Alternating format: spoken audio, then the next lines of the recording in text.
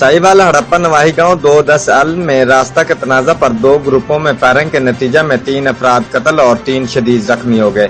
मुलजमान फरार डीपीओ का नोटिस मुलजमान की गिरफ्तारी के लिए टीम में तश्कील दे दी।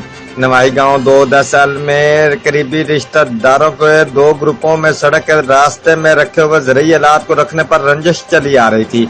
आज रास्ता में मकतूल पार्टी ने हाल रखा हुआ था, जिसको हटाने पर फ्री कैन में तलख कलामी हो गई और एक ग्रुप ने फायरिंग शुरू कर दी, जिसके नतीजा में 3 अफराद जवार हुसैन 52 साल, सैयद इसरार हुसैन 56 साल और रिजवान हैदर 40 साल मौका पर ही गोलियां लगने से जान बहक हो गए, जबकि 3 अफराद करीम अब्बास 20 साल, आफ्ताब हुसैन 40 साल और सईद आलम 50 साल शदीद जख्मी हो गए।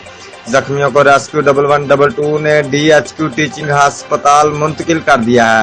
पुलिस ने जान बहक अफराद की लाशों को पोस्टमार्टम के लिए DHQ अस्पताल मुंतकिल कर दिया गया। फायरिंग करने वाले मौका से फरार हो गए। मुलजमान की गिरफ्तारी के लिए DPO साहिवाल सरदार अमीर तमूर बुजदार ने नोटिस लेते हुए DSP सदर सर्कल साहिवाल चौधरी मजर गोंदल की सरबराही में टीम में तश्कील दे दी है। मुलजमान की गिरफ्तारी के लिए पुलिस के छापे जारी, मुलजमान के खिलाफ मुकदमा दर्ज कर लिया गया है।